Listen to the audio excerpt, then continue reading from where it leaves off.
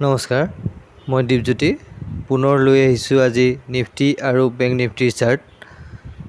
আজি Nifty open হয় 24,587.60 পইণ্টত আৰু ক্লোজ হয় 24,586.70 পইণ্টত।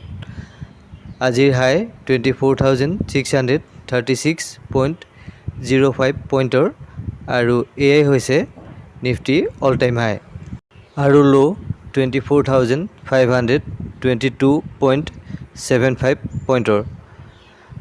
আজি নিফটি 84.55 পইণ্টৰ ওপৰলৈ গৈ ক্লোজ হয়। এতিয়া আহোঁ আমি বেংক নিফটি চাৰ্টলৈ। বেংক নিফটি অ'পেন হয় 52,330.05 পইণ্টত আৰু ক্লোজ হয় 52,455.90 পইণ্টত।